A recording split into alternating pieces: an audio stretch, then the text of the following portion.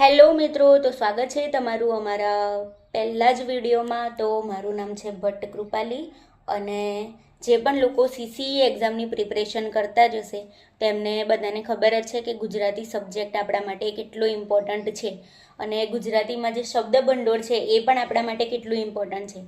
તો એના માટે મેં આજથી એક નવી સિરીઝ ચાલુ કરી છે। તો પહેલો આજે જે આપણો ટોપિક છે કે રૂઢિપ્રયોગોના અર્થ। તો જે રૂઢિપ્રયોગો છે એને આપણે ઉદાહરણ દ્વારા સમજીશું। જુઓ તો મિત્રો, આજે રૂઢિપ્રયોગોના અર્થ જે આપણે શીખવાના છે તે આ છે। પહેલાં છે કે આંખમાં ધૂળ નાખવી। હવે આંખમાં ધૂળ નાખવી એનો મતલબ શું થાય? તો થાય કે છેતરપિંડી કરવી। ઉદાહરણ છે એનું કે વેપારીએ ગ્રાહકોની આંખમાં ધૂળ નાખીને નકલી માલ વેચ્યો।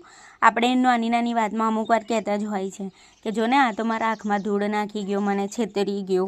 તો આ જે રૂઢિપ્રયોગનો અર્થ થાય છે એનો મતલબ થાય કે છેતરપિંડી કરવી। એ પછી બીજું છે કે હાથ પર હાથ ધરીને બેસી રહેવું। એટલે ઘરે આપણે કંઈ બી કામ ના કરતા હોય તો મમ્મી આપણને બોલતી જ હોય અને કહેતી જ હોય કે આમ શું હાથ પર હાથ ધરીને બેસી રહ્યો, કંઈક કરતો ખરા એમ। એટલે શું એનો મતલબ થાય કે કશું કામ ન કરવું અથવા તો નવરા બેસી રહેવું। એટલે એનું ઉદાહરણ બી છે કે જુઓ, પરીક્ષા નજીક છે છતાં પણ તે હાથ પર હાથ ધરીને બેસ્યો છે, બરાબર। હવે ત્રીજું છે કે પગ પર કુહાડી મારવી।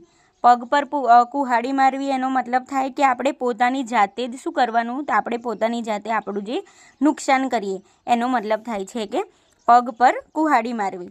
એમાં ઉદાહરણ છે કે સારી નોકરી છોડી દેવી એ તો પગ પર કુલ્હાડી મારવા જેવું છે। એટલે આપણને કોઈ બી સારી નોકરી આપણે મળેલી હોય ને આપણે એને છોડી દઈએ તો એનો મતલબ શું થાય કે આપણે આપણી જાતે જ પોતાના પગ પર કુહાડી મારી દીધી। હવે છે માથું ખાવું।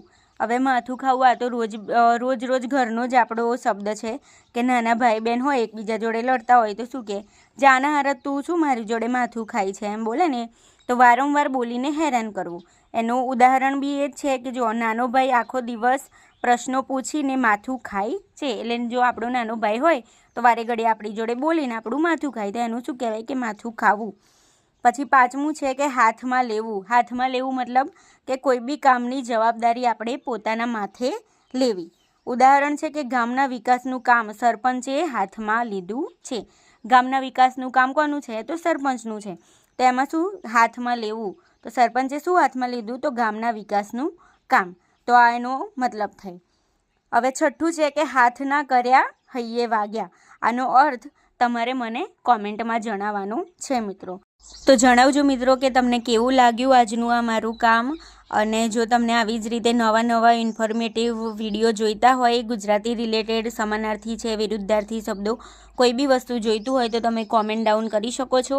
અને જો તમારે આવા નવા વિડીયો રોજના જોઈતા હોય તો કોમેન્ટ કરો અને સબસ્ક્રાઈબ કરવાનું ભૂલતા નહીં।